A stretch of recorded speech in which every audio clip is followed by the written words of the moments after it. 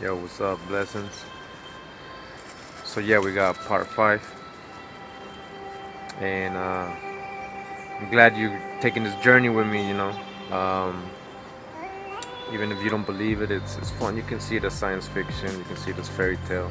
Just go along with it. You'll see where I'm going with it. So hopefully, I got you to stop spinning. Talked about the firmament and the flat Earth and all this NASA stuff, right? So, and now we're gonna talk about like the stars and like what. Okay, so if they're under the firmament, what are they? Well, what does the Bible say about the stars and the luminaries, as they call them? What does Enoch say in the book of Enoch? And what is a lot of mythology and legends? All ancient civilizations, most of them, if not all of them, had gods, multiple gods, and they always represented stars and planets. And you can research that. So, hopefully you enjoy this one. Hopefully luminaries, stars. There we go. Hope you enjoy it. We have been lied to, big time. Without the globe model, you can't have a Big Bang. Without the Big Bang model, the theory of evolution can't even be considered. Without the theory of evolution, extraterrestrial seeding mankind is over. Without all of these lies, people start thinking about a creator, who we are, where we came from. If we look at things, we're about to see the truth versus lies. The world has given us so many lies, it's hard to even get your mind straight with everything that's going through TV, radio, the internet. 7 planets. Interestingly, the book of Enoch explains that the 7 planets are actually the 7 wandering stars, reserved for a place of judgment of utter darkness. So we have the shining one, the light bearing, the morning star, the shining one. Enoch says they're luminaries. A lot of ancient myths give personification to the planets and the stars as people, as gods. Why? The fallen. The fallen. There's a lot of reference in the Bible to fallen stars, and especially in Revelation. And then shit starts getting crazy. Okay. So we have Lucifer, and everybody knows that term. So what is Lucifer? The rendering of the Hebrew word Isaiah, the Vulgate translation uses the Latin word Lucifer, but with a lowercase initial. The Hebrew word transliterated Hallel or Hallel, pronounced Hallel, occurs once in the King James Bible. Strong concordance means shining one, light bearer. The shining one, light bringer. The fallen star, falling angel. Those who transgressed the prison of the stars. The Greek myth of Patton, whose name, like that of, means shining one, has also been seen as similar, shining one. So it says the name literally bringer of dawn, or the morning star, star. So what is Lucifer? A luminary, a star. The astral planeta were the gods of the 5 wandering stars. They were named Phaenon, planet Saturn, Pantheon, planet Jupiter, Pyroeus, planet Mars, Eosphoros, planet Venus, Stilbon, planet Mercury. In Latin, as an adjective, the Latin word Lucifer meant light bringing and was applied to the moon. As a noun, it meant morning star, a shining one, a light bearer. Why do you think he was called that? It's the most important ancient document describing Hebrew cosmology is 1 Enoch, sometimes called the Ethiopic Book of Enoch. The Book of Enoch Aramaic fragments were found in the Dead Sea Scrolls in 1947. The displayed fragment described the heavenly revolt of the fallen angels and their descent to earth to cohabit with the daughters of men and to reveal secret knowledge to mankind, a story hinted at Genesis 6. What's interesting also about the book of Enoch is the cosmology and the creation account, specifically with the stars, the sun, and the moon. And Enoch says, this is the first commandment of the luminaries. The sun is a luminary whose egress is an opening of heaven. So the sun is a luminary. As luminaries as they're described in the book of Enoch. This book was not included in the canon of the Hebrew Bible, but it is quoted by and referenced by the Bible, like several other non-canonical historical books. These are considered of historical value, but the Bible is the standard for doctrine. Note there are several books that go by the book of Enoch. Only the one referred to as First Enoch is the true one. Jesus himself referred to the book of Enoch to the Sadducees, confirming its validity in Matthew 22:30, Enoch 15:6-7. When talking about the angels in heaven, this was a book they would be familiar with. The book of Enoch goes into great, very minute detail of the heavenly luminaries, including the sun, moon, and stars, chapters 72-82. Enoch tells us plainly that the stars and wandering stars, planets, are a form of angelic beings, living stones of fire, as described also in the Bible. He tells us that 7 of them disobeyed God and left their prescribed course. These are the wandering stars. For this they are punished. Jude 1:13, 1 Enoch 18:12-16, and 24.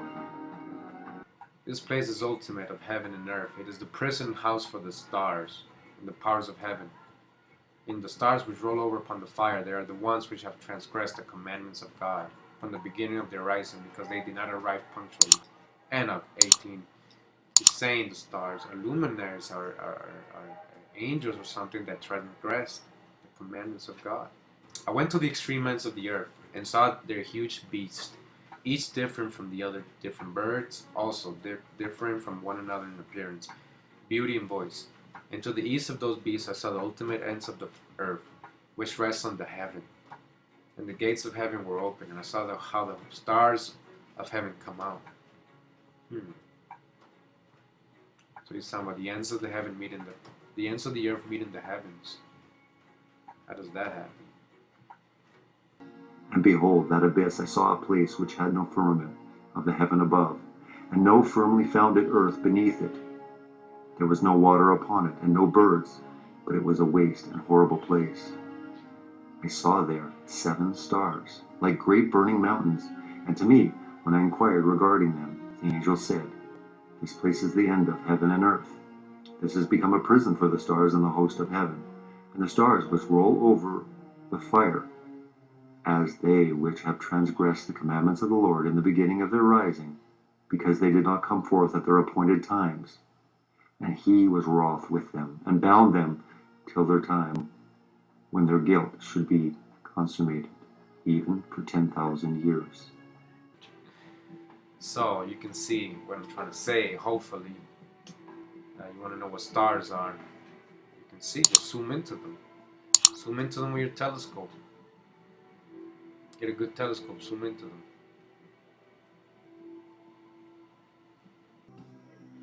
Planets in astrology have a meaning different than the modern astronomical understanding of what a planet is. Before the age of telescope, the night sky was thought to consist of 2 very similar components: fixed stars which remain motionless in relation to each other, and wandering stars, which move relative to the fixed stars over the course of the year.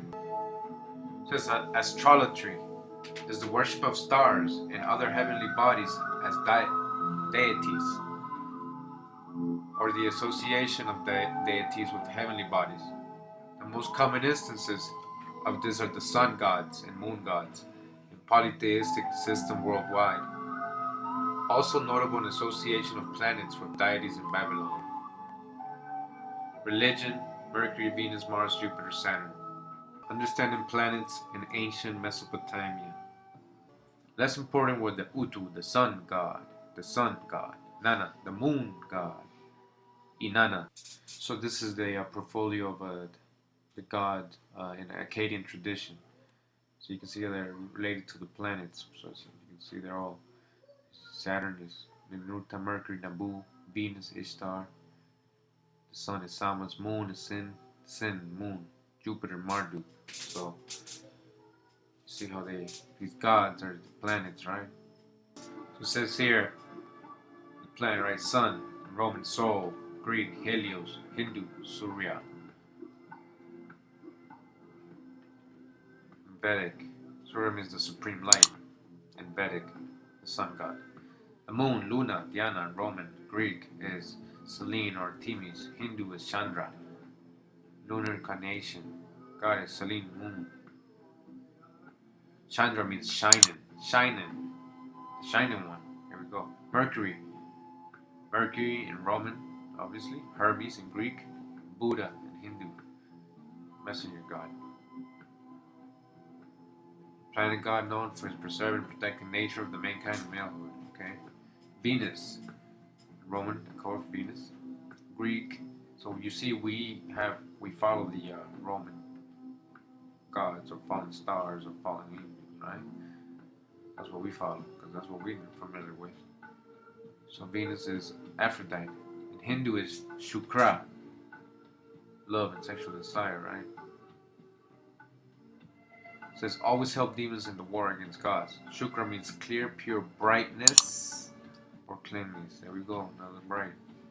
Mars, Roman Mars, Greek Ares, Hindu god Mangala.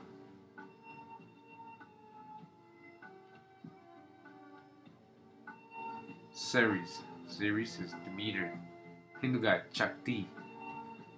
Earth Mother means power, strength, might, energy, capacity. Vedic. Jupiter, Zeus, same person. Also known as Thor. Guru, Brihaspati. Leader of the Olympian gods, Jupiter means sky father. And so on. So Saturn and Kronos, Shani, right? Uranus, Calus, Uranus, Neptune, Poseidon, Varuna, god of the sea, right? He came from Atlantis. Pluto, the unseen, Hades. There you go. So you see, they're all associated with gods, planets, like living, right? The Hebrew Bible contains repeated reference to astrology. Thus, Deuteronomy 4:19 and 17:3 contain a stern warning against worshiping the sun, moon, stars, and any of the heavenly host. Relapsing to worshiping the host of heaven, for example, the stars, is said to have been cause of the fall of the kingdom of Judah. It says the stars is said to have been the cause of all the fall of the kingdom of Judah. Stars. It says here, angels are called stars in the Bible. Job 38:7, Revelation 1:20, Isaiah 14:12. It is incredible to think that the Bible even refers to these as living creatures. All the stars having names and particular set courses they must follow. God not only numbered the stars, but he named them. If you look in the Bible, you'll see where God numbers the grains of sand on the earth, but there's no names because they're not living. But the stars are living. This is where we have to look into it further. In Revelations 1:20, 2:1, and 3:1, stars are also specifically used to represent the angels of the seven churches. The book of 1st Enoch refers to the stars, the sun, and the moon collectively as luminaries. The Bible describes the stars as stones of fire. As the lies continue with our universe in darkness, how men love darkness, and they would not come into the light. And we know that the space construct is all full of a vacuum, complete void of light. It's dark. It seems that everything revolved around having the space illuminated in our minds for a specific purpose, to show where we've come from, and also to hide God from people's eyes, as God is not needed when you have a big bang. The seven stars, the luminaries, as we call them, planets, do have a course. They have transgressed, and they are living. This is something that is interesting.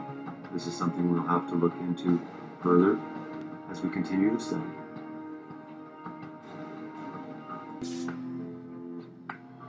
In ancient Canaanite mythology, the morning star is pictured as a god, Atar, who attempted to occupy the throne of Baal, and finding he was unable to do so, descended and ruled the underworld. So they're just like trapped right in that prison, right? Like Enoch is saying, so they're like just vibrating there, you know, see? So you can see their frequency, their vibration and stuff, you know? Venus.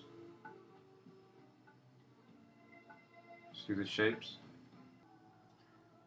Revelation 9:1. Then the fifth angel sounded, and I saw a star from heaven, which had fallen to the earth, and the key of the bottomless pit was given to him. The star, him. Revelation 21.